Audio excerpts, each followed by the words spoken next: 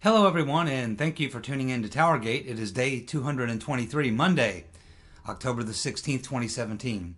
Thank you so much for tuning in. Well, we're still on the Las Vegas shooting. This is a story that just continues to grow. Actually, it's seems like the farther we get into the story, we're now exactly 2 weeks into the story.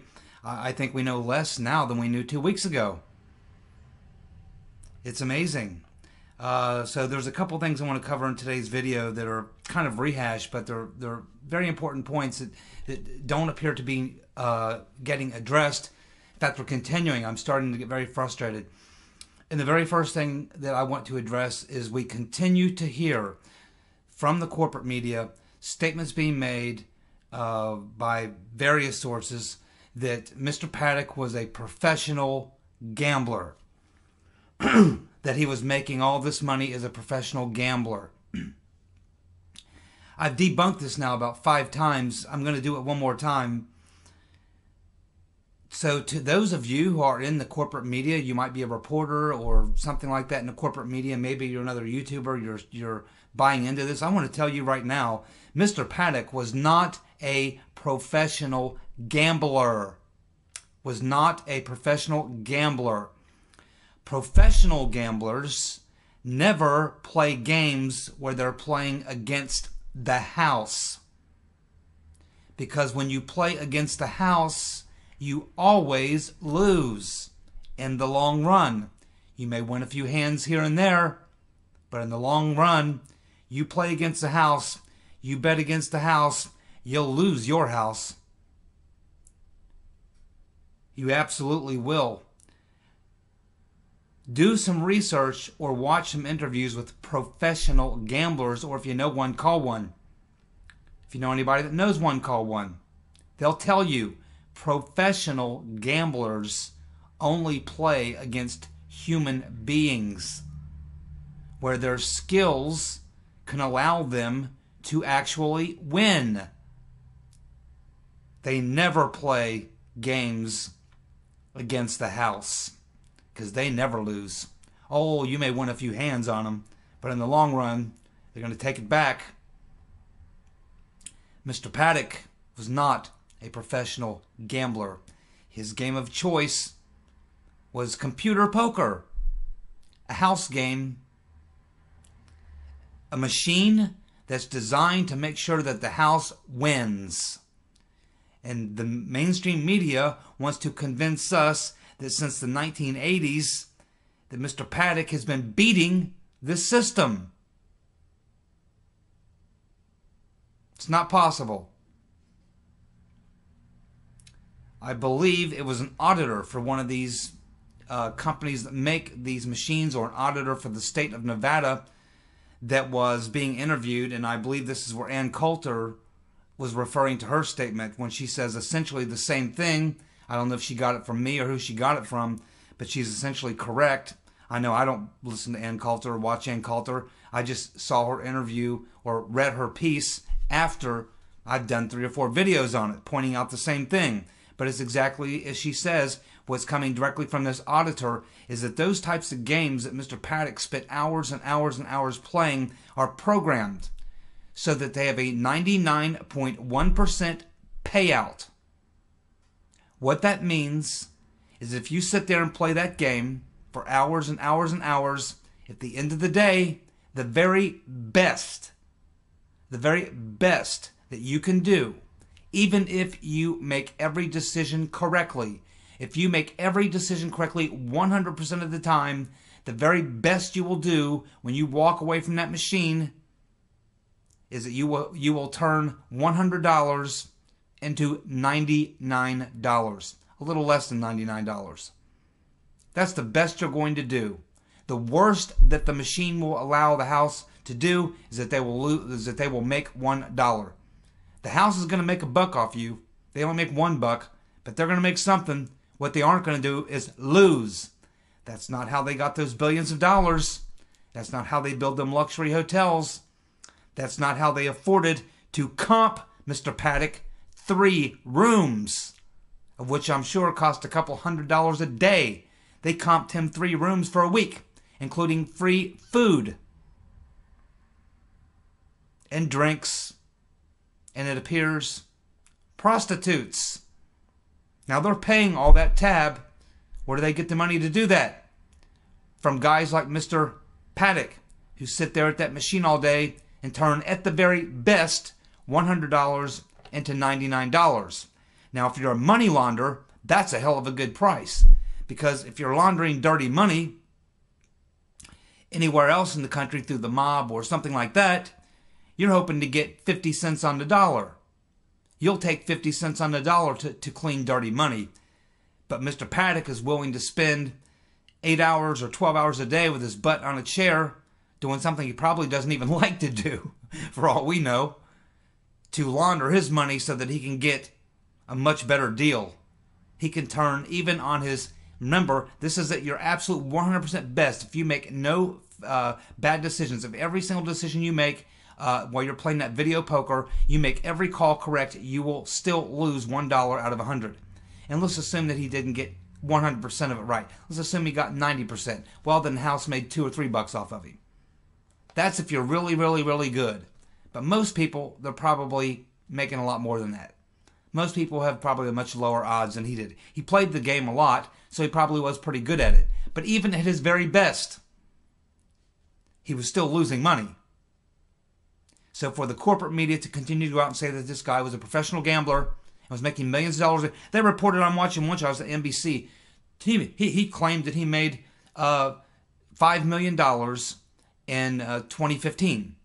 What they don't tell you is that he claims $5 million in winnings, but what they probably don't tell you is that he, most likely, if you use this formula, he spent $5,048,000 to make $5 million. Which means he probably lost in 2015. He didn't make $5 million. He lost $48,000. Now, if you only paid $48,000 to launder $5 million, damn, that's a hell of a good deal. No loan shark will get anywhere near those numbers.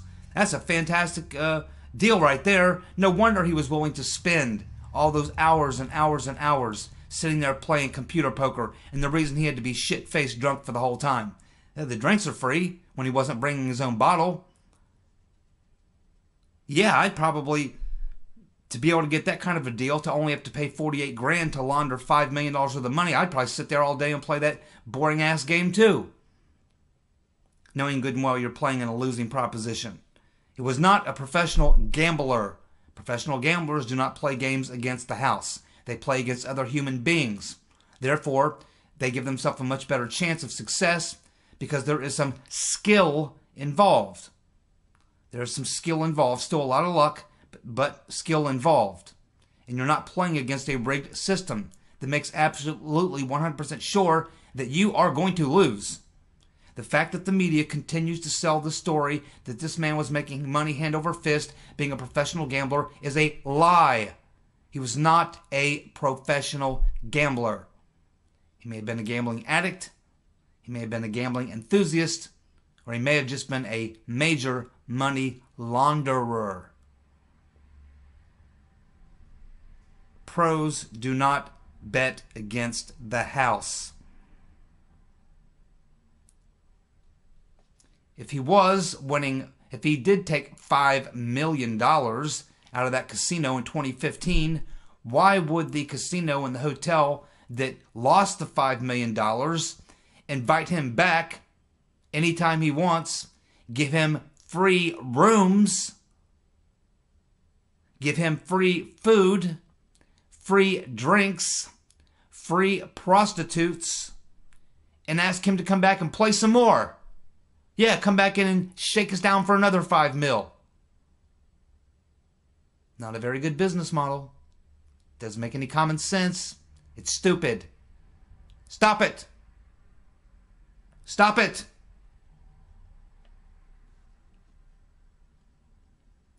The day before, or the evening before, because remember, this guy did things at night. He slept in the day. He was nocturnal. He did things at night. So the previous day, which would have been the late evening, the gentleman, Mr. Paddock, played poker for 8 straight hours. That's according to ABC, The corporate media telling you that he was there playing poker for 8 hours prior, and he was drinking the night before the shooting. Where, Mr. FBI, Mr. Krause, the former counterintelligence officer, where is the video? There's a video, closed circuit TV, set up in front of every line of poker machines. Everyone. Where is the video? Where is the video of Mr. Paddock walking around through the casino? Where is the video of Mr. Paddock walking through the hotel? Where is the video of Mr. Paddock bringing his luggage up on the elevator? I bet they got cameras in the elevators, don't they? Mr. Ray Rice will tell you all about that. Have you seen that video? It's a beaut. Also, we learned from another casino owner who was being interviewed that rarely ever does a private person get to use the service elevator. It's been suggested that that's what Mr. Paddock did, is he used the service elevator. Now this other casino owner says, well, that never would have happened in our hotel, but if it did happen at the hotel where he was staying, they certainly had security. Not only that, he says that they have metal and gun detection devices in all these casinos and most of the hotels. Metal and gun detection devices.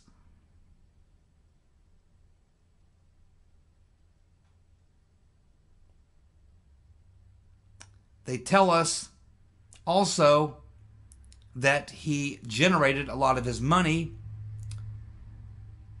to give him, I guess, the money to gamble with from his real estate. Now, there's two different numbers out there. They're saying he either owned 4 or 6 properties. The majority of people are saying, well, he owned 4 properties. Well, 2 of them properties were properties he occupied. They were homes that he lived in.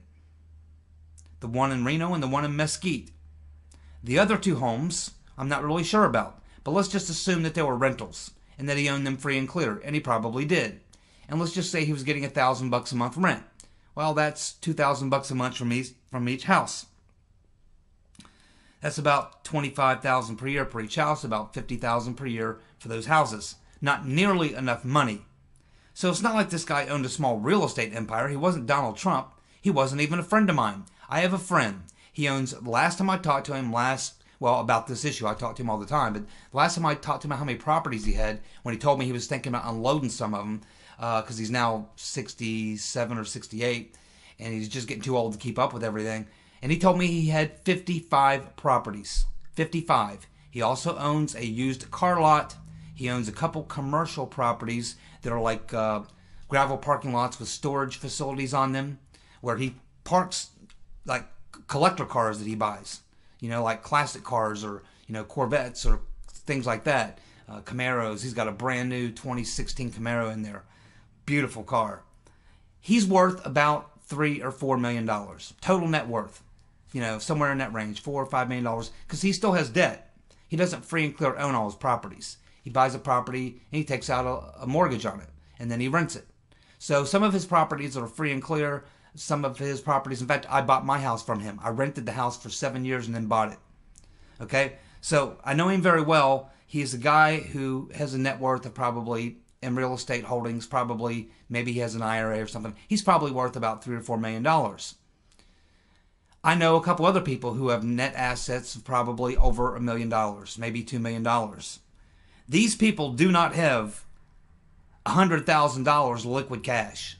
Their wealth is wrapped up in their equity in their homes or in their assets that they own, maybe a rental property or 2. You can be worth $2 million easily if you own 3 or 4 rental properties that you own free and clear, and you hold on to them for 10 or 20 years, and you just sit back and collect the rent and bank the money. And then you know, maybe buy some stock or do something else. It's not that hard to do. There's a lot of people who have a $1 or $2 or $3 million net worth. That's not a tremendous amount of net worth. But these people do not have, and that's what they're saying. They're saying he had a net worth of $2 to $3 million. But based on that, you're telling me that he can go out and get his hands on liquid cash of $100,000 here, $30,000 here, $50,000 here, $20,000 here. He's throwing this money around like it's nothing. My friends, I'm telling you that a person who has a net worth of $2 to $3 million, which is mostly wrapped up in his real estate holdings, he's got 2 small planes, he probably had an IRA or a bank account, he's got a couple $1,000,000. Does not mean he has the cash flow to be spending the money the way he was spending it and getting his hands on $100,000 liquid cash. Most people with a net worth of $1 million could not go to the bank tomorrow and pull 100 grand out of the bank. This is just extraordinary that the corporate media wants to try to paint this picture. The type of people who can go withdraw 100 grand out of a bank are the type of people that got like 50 mil, something like that, 25, 30, 40, 50 mil. Not people with 2 to 3 mil, which is wrapped up mostly in real estate or equity in real estate or even free and clear properties or what have you. Like I said, my friend, he's collecting rent from 55 different properties. He doesn't, I guarantee you, my friend cannot go to the bank tomorrow. He's worth 2 to 3, maybe 4 mil. I guarantee you he could not go get his hands on $100,000 cash tomorrow unless he borrowed it. He doesn't have 100,000 clear dollars in the bank probably. Maybe. But most of his wealth is tied up in assets and real estate and cars and stuff like that. So, because if you have that type of cash, the government just takes it. That's why you put it into assets. If this guy had that kind of money, the damn government would have taken half of it already. Something going on. This idea he's a professional gambler. No, he's not. The fact that he's making, $5 million in 2015. No, he's not. Oh, yeah, he probably generated $5 million at the casino, but it probably cost him $5,048,000 to generate that, which in other words means he lost 48 grand. Why will not the corporate media tell you the truth about that? Are they stupid or are they lying? Are they this lazy? They keep spreading this bullshit. Tired of it. His real estate assets would not allow him to live the lifestyle he was living. 2 rental properties. 2 properties he had to... Remember, he's living in these 2 properties. He's got to pay to maintain them. Property taxes.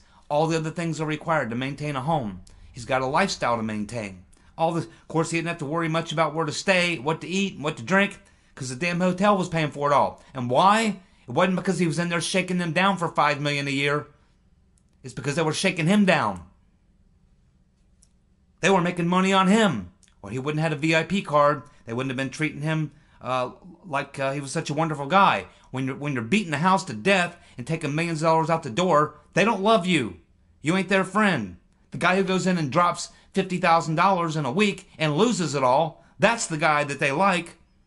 And that's the profile that Mr. Paddock fits. He was not making his money, not much, not enough to live the lifestyle he was living and do what he was doing off his little real estate properties, a couple properties he had. He certainly wasn't doing it by being a professional gambler because he was not a professional gambler. He was making his money somewhere else. It also is interesting when you look at the pattern that people say that he maintained, which was that you wouldn't see him for several weeks. For 3, 4, 5, 6 weeks, month and a half, 2 months maybe, wouldn't see him. Then all of a sudden he'd be back in the casino nonstop. Hours and hours from late in the evening all the way into the early morning hours. He slept in the day, went to the casino at night, and he would be in there every night for weeks and weeks. Then you wouldn't see him again for several weeks. Then he's back. Then he's away. Then he's back. When he was there a lot. When he was gone, he was just gone. What's that tell you? It sounds to me like he would go out and do something where he would generate a lot of money. And then once he generated that money, he would then go to Las Vegas and quickly try to launder it. And the best way to launder it in a hurry and not take a bath doing so is that computer poker machine. Because you can play one hand of poker in about 5 seconds as opposed to sitting at the table where it would take 10 minutes, 15, 20 minutes to play through a hand of poker. No, he could do it at the machine in 5 seconds. Play a hand. Real quick. Blah, blah, blah. Boom. Do it again. Do it again. Do it again. And if you do it a lot, you probably get pretty good at it. Yeah, he knew he was losing money, but he was laundering money probably. So he was more than happy to do it. Getting a very good return on his investment on his dirty money. And the casino was perfectly happy because he's moving that money through them. They're happy he's laundering that money through them. They don't give a damn where the money came from. All they care is it ends up in their pocket. That $5 million that he's talking about, that they're saying that he won in $5 million, doesn't include the fact that the casino probably took in $5,048,000. They made 50 grand off of him on that in 2015. Yeah, if I got a guy that's making me, if I got one account, he's like a walking account coming in the door. Oh, there's our guy that brings us in 50 grand a year. Definitely treat him good. Give him a hotel room, some prostitutes, some drinks, some food, feed him what he wants. He's 50 grand a year, walks in our door constantly, in and out of our door. He brings us 50 grand. I guarantee you, if he was pulling 5 million out the door, he wouldn't be welcome. Mainstream media, wake up and either tell the truth or get off your lazy asses and think about these things before you report them. You're making no sense, and it's starting to anger me.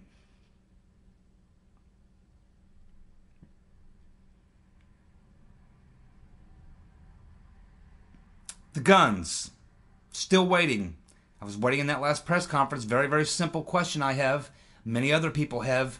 They're telling us, the cops say when they walked in, it looked like a gun show. Well, when you're making arms deals, there's usually an initial meeting for an arms deal where the guys who want to make the buy come and they first want to see the merchandise. They want to see an example. They want to see, they want to verify that you're legit, first of all, without bringing any money to the meeting. Make sure you're a straight player. But they also want to see the merchandise that you say you can get. They want to see it. They want to see the machine guns. They want to see the hand grenades. They want to see the light anti-tank weapons. They want to see the shoulder-fired rockets. They want to see the machine guns. Whatever you got, whatever they want to buy, they want to see a sample. They want to sample. And the way these cops explain it, when they walked in there, they said it looked like a gun store. Everything stacked up, guns here, stacked up magazines. It didn't look like someone who had, a firing position set up so that all the weapons were close to the window where he could grab them, and all the ammunition was close by his chair where he could reach over and grab it. No, it was all stacked up against the walls neatly. Weapons laid out in a certain way, almost like they were laid out for like a show. Almost like it looked like someone was going to come in and take a look at the merchandise and say, yeah, this is an example where I can get you. I can get you this. I can get you this. I can get you this. I can get you thousands of these AR-15s. I can get you thousands of these. I can get you thousands of these, hundreds of these, whatever. And he also had some materials for explosives in his car. It's what it looked like to the cops who went in there. But we have yet to know, we have yet to learn whether or not those weapons were all registered to him and purchased legally. We haven't learned that yet. Everybody's still assuming that. I've not heard the police or the FBI say, yes, we've checked every weapon. They're all purchased by him legally, registered to him. They all have legitimate serial numbers. They're all legitimate weapons, 100% legitimate. I haven't heard that yet. Maybe I'm just missing something. If you've heard that, let me know. Now, obviously, these weapons wouldn't be the ones he would sell.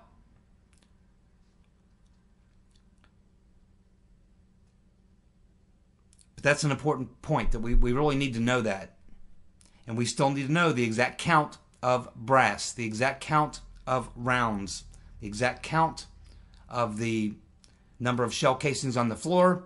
And we also still need, and if somebody doesn't do it soon, I'll do it myself, put together the entire time of the shooting and make a note of the entire length of the total amount of time that passes by where you actually have shot burst. You have 10 minutes of time, but he's not firing the entire time. You're getting 10 or 12 second shot burst here, a few second shot burst here, another 15 second shot burst here, 10 seconds here, with pauses all between. We need to know the exact amount of total time that we were hearing shot burst. Then we need to add up all that time, and that gives us a number. Once we know that number, we can figure out and verify whether or not the weapons he had could have fired that number of rounds. But they're also telling us now that he used a bipod. They're saying he used a bipod and a modified buttstock. And from what I've never used one of these before, but I've talked to people who have tried them out. And it looks like what people are saying, you cannot really use both. You cannot use the bump stock and the bipod. That the two conflict each other. That you can't if you're going to use the bump stock, you got to get rid of the bipod. So, but they clearly show the bipod. Something else we're learning is that I just learned yesterday. They show a picture of another weapon that's actually sitting on the bipod, and they say that's a 50 cal, and of course a 50 caliber machine gun. And they're saying that that's the weapon that fired the rounds into the aviation fuel containers.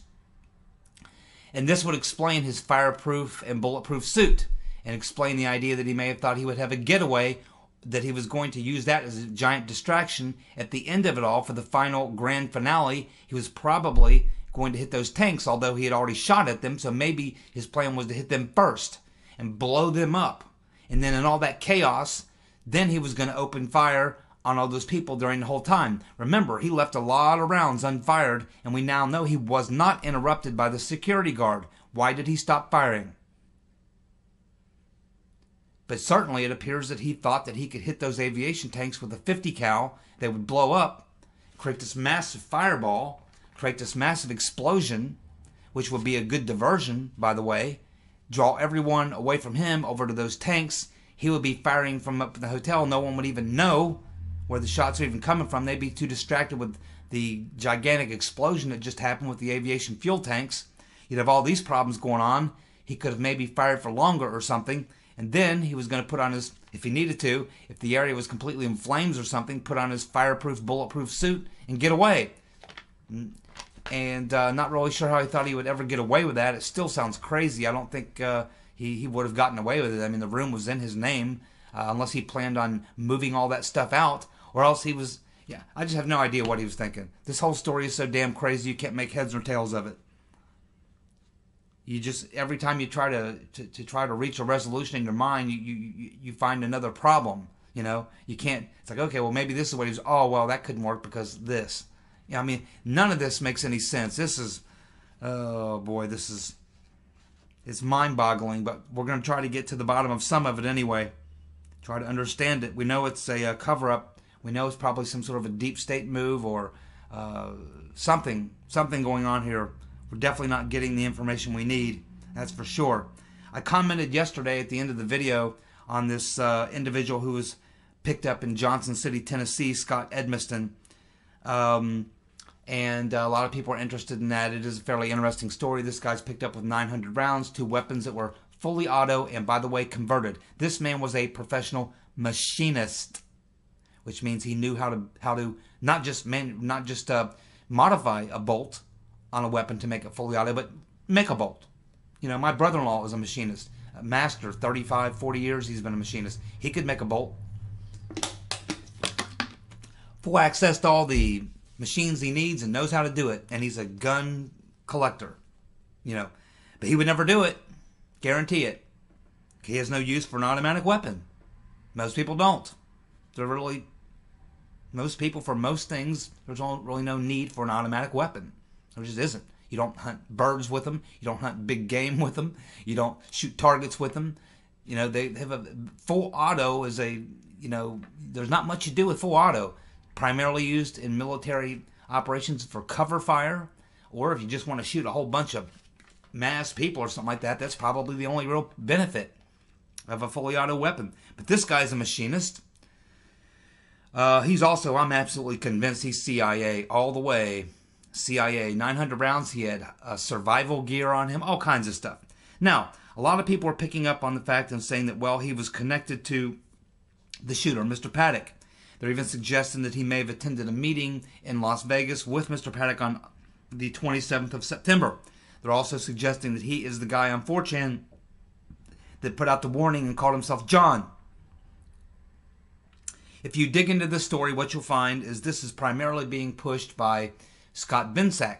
And I generally like Scott Bensack. I have nothing against him. He's got a pretty cool YouTube channel. He brings up some good stuff. But, you know, one thing he's been on, even before this shooting occurred or anything else, is this whole, he's really, you know, really hooked up with this, you know, talks a lot about this Russian mafia stuff. And he's real, you know, into the Russian mafia stuff. And the source that he is using is, you know, the What Does It Mean website or whatever, the social fall person. And they get their information on this particular story from SVR, which is like another one of these sort of intelligence, you know, insider type sites, which is generally believed to be individuals who are former Israeli Mossad.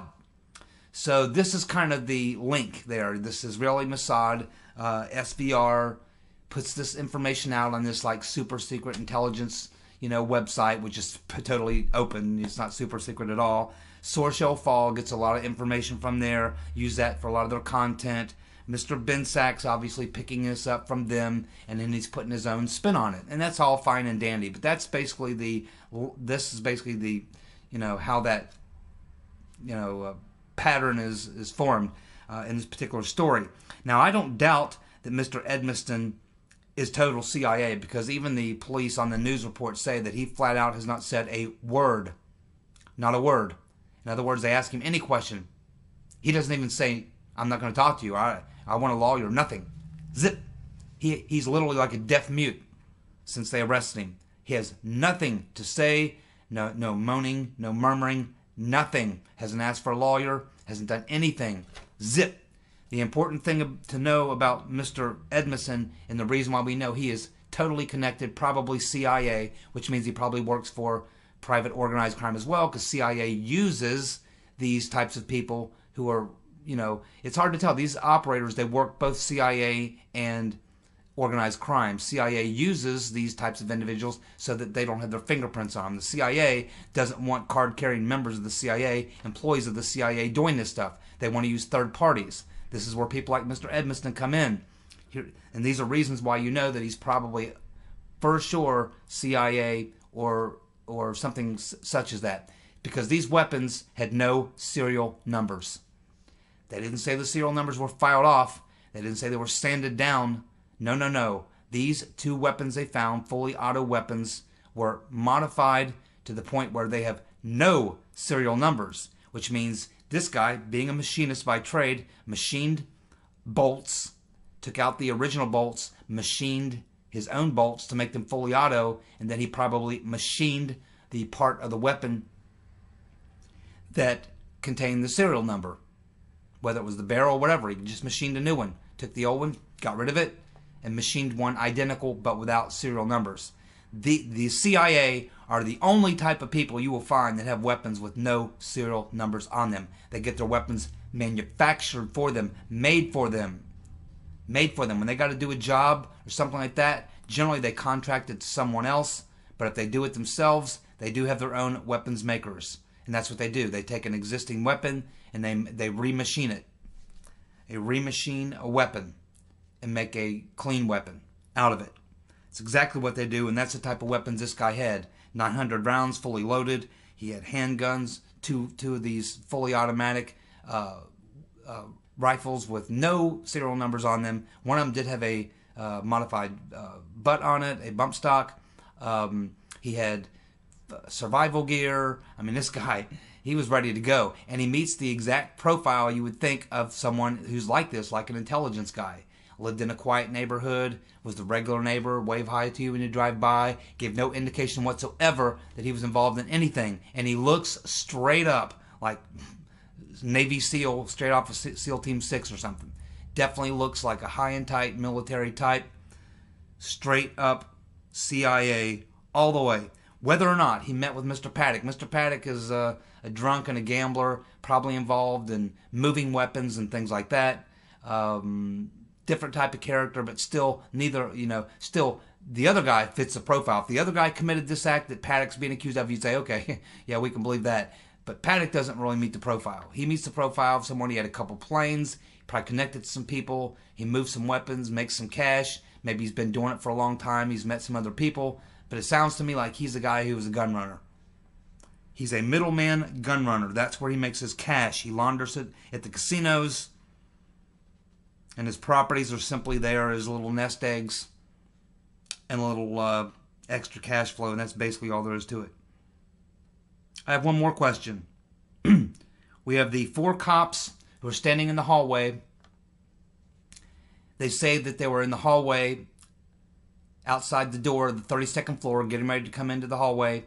They heard the last, the shooting, they say, had just stopped 2 minutes earlier. They get to the door. The shooting has stopped for about 2 minutes. Then they enter the hallway. And then the next thing that they tell this news reporter, I believe NBC news reporter, the next thing they say is that they breach the room, they get in there, and they see the suspect is down. What is missing? What is missing? from their account of what happened. Something has to be missing. They hear him stop his volley of fire on the crowd, the automatic weapons fire. They hear it stop. They wait a couple minutes and they enter the floor. What is missing? Because the next thing they see is him on the floor. What is missing? We'll talk about that tomorrow on Tuesday on TowerGate. Thank you so much for tuning in. You guys have a good night. Goodbye.